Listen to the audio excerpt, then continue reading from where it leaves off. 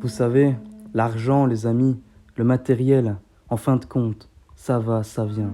Mais la famille, dans l'idéal, il s'agit là du bien le plus précieux au monde. C'est à elle que nous devons la vie, c'est à elle que nous devons notre éducation. Dans les moments difficiles, elle nous supporte, tel un pilier inconditionnellement fidèle. La famille, c'est une lignée ancestrale dont nous sommes aujourd'hui le fruit et demain la cause. La fiancée, le père, la mère, la sœur, le frère, les enfants hantent nos préoccupations tous les jours de la vie jusqu'au dernier souffle du mourant. Elle est le cœur de l'espoir et de l'espérance. Alors, la famille, elle, par contre, c'est pour l'éternité.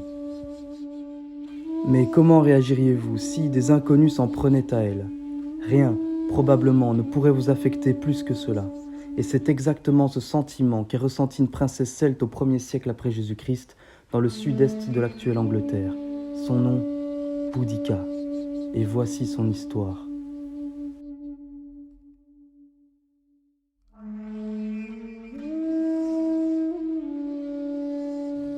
L'histoire commence en 43 de notre ère, quand l'empereur romain Claude envahit le sud de la Grande-Bretagne avec ses légions. À l'ouest, les tribus résistent à l'envahisseur, contrairement à l'est, où les Trinovantes et les Icènes, entre autres, se plient à la situation. En effet, le territoire n'était pas, comme aujourd'hui, unifié autour d'un seul État central, mais bel et bien composé de multitudes de tribus celtiques qui se faisaient la guerre mutuellement. Quand les Romains sont arrivés sur l'île, toutes les tribus n'avaient pas le même avis quant à la chose. Certaines étaient hostiles, d'autres mitigées, et quelques dernières étaient favorables à Rome. Car ayant conscience des relations souvent conflictuelles entre peuplades, les Romains promirent une protection sans faille aux chefs qui s'allieraient avec eux. Le grand roi des Icènes, Prasutagus, accepte la proposition. L'alliance de ce dernier ne fut pas mauvaise au départ pour son peuple, qui put vivre en paix sous son règne. C'était une tribu riche et prospère qui vivait dans la région de Norwich. Son emplacement géographique lui permettait d'entretenir des liens étroits avec le monde celtique continental de l'autre côté de la Manche. Le commerce qu'il pratiquait outre-mer a largement contribué à les enrichir, comme en témoigne le fameux trésor de Snetisham, découvert en 1948 par un fermier du coin. Ce trésor est composé d'un grand nombre de torques, représentatifs de la beauté, de la technologie et de l'art de l'orfèvrerie celtique dans l'Antiquité. Mais cette situation prolifique n'allait pas durer. En 60 après Jésus-Christ, Prasutagus, sur son lit mortuaire, scinde son pouvoir en deux. La première moitié revient à ses deux filles, qu'il eut avec son épouse, la reine Boudica, et l'autre à Rome, en guise de remerciement. Seulement, les Romains ne respecteront pas les dernières volontés du roi des Icènes, qu'ils ne considèrent pas beaucoup. Sur ordre du proconsul, ils prendront de force tout le royaume de Prasutagus pour l'annexer à la Bretagne romaine. Les légionnaires pillent et ravagent les lieux, torturent Boudica et violent les deux princesses devant ses yeux impuissants. Tacite, un écrivain et historien illustre romain, s'en offusque en décrivant ce tragique épisode. Boudica, effondrée dans un sentiment indescriptible mêlé de désespoir et de rage, se le promet. Elle les tuera tous. Les jours suivants, les yeux pleins de haine, Boudica rassemble ses hommes, tous désireux de chasser l'occupant romain. Et c'est dans ce climat de revanche qu'elle part vers le sud, en direction de la tribu voisine, les Trinovantes. Les Romains avaient établi une colonie de vétérans dans leur capitale, Camulodunum, l'actuel Colchester, et ont construit de force un grand temple à l'effigie de l'empereur Claudius divinisé. Ce temple était l'épicentre du culte impérial romain en Grande-Bretagne. Les Trinovantes le détestaient. C'est donc très naturellement et sans surprise que Boudica vit son armée grandir lorsqu'elle passa par là dans le but de faire de Camulodunum sa première victime. La ville, habitée par des citoyens romains, était une parfaite copie des institutions latines. On y construisait comme à Rome, on y fonctionnait comme à Rome, on y vivait comme à Rome. Ce n'est donc pas un hasard si elle fut l'objectif premier de la terrible vengeance de Boudica. Les Celtes ne firent pas de quartier, ils pillèrent, tuèrent, violèrent et brûlèrent la cité de nuit, sans rencontrer de grande résistance. Des familles entières furent réduites à néant, aucune distinction d'âge ni de sexe. dans l'extrême violence de l'attaque de Colchester, l'humanité était absente de tous les cœurs rebelles. Encore aujourd'hui, les traces archéologiques de l'événement nous racontent la brutalité qui fut à l'ordre du jour. En analysant les couches stratigraphiques sous la ville actuelle, les archéologues ont pu mettre en évidence le niveau intéressé qui présente encore les restes carbonisés de l'incendie de Camulodunum. Plusieurs ossements mutilés par les combats ont aussi été découverts, ainsi qu'un dépôt d'objets précieux enterrés à la hâte dans le sol d'une domus pendant le saccage. Les propriétaires du trésor sont morts cette nuit-là. Voilà toute la magie de l'archéologie. Il est maintenant fort aise de s'imaginer par quelle terreur les événements furent vécus par des familles ordinaires. Pensaient-ils survivre? Pensaient-ils revenir? Pourtant, cette cache ne fut découverte que près de 2000 ans plus tard par les archéologues britanniques. Vae victis, malheur aux vaincus. Camulodunum est tombé.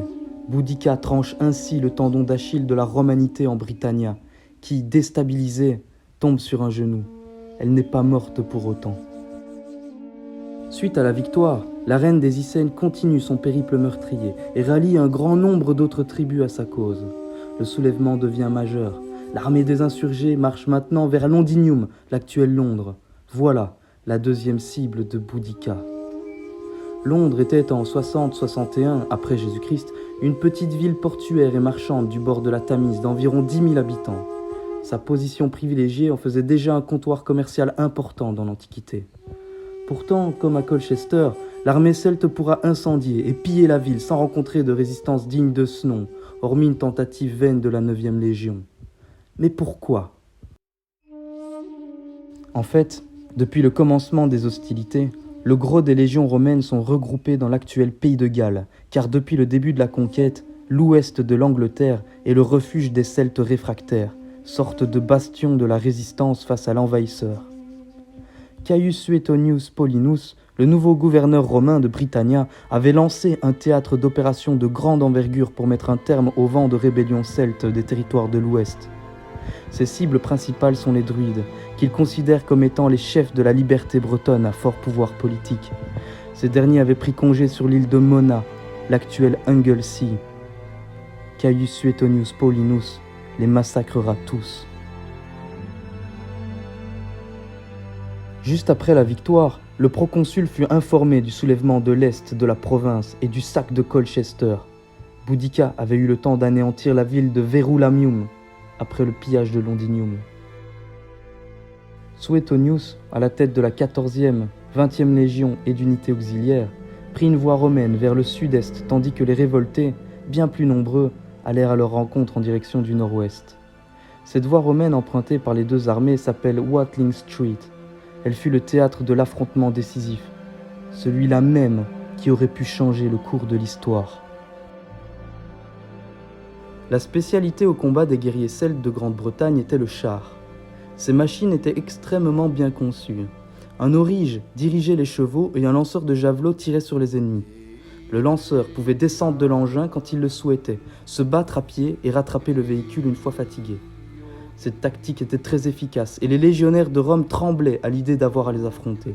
C'est pourquoi, lors de la rencontre de Watling Street, Suetonius Paulinus s'arrangea pour que l'affrontement se déroule en zone infranchissable pour les chars celtes. Rien de tel que la forêt. En effet, pour échapper aux ravages des chariots bretons, les Romains optèrent pour un combat en zone forestière, pourtant bien incompatible avec la tactique militaire romaine.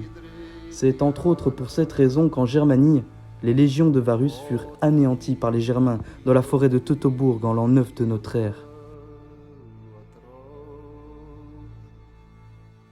Pourtant, malgré le terrain et leur infériorité numérique, les légionnaires materont les rebelles de Boudica.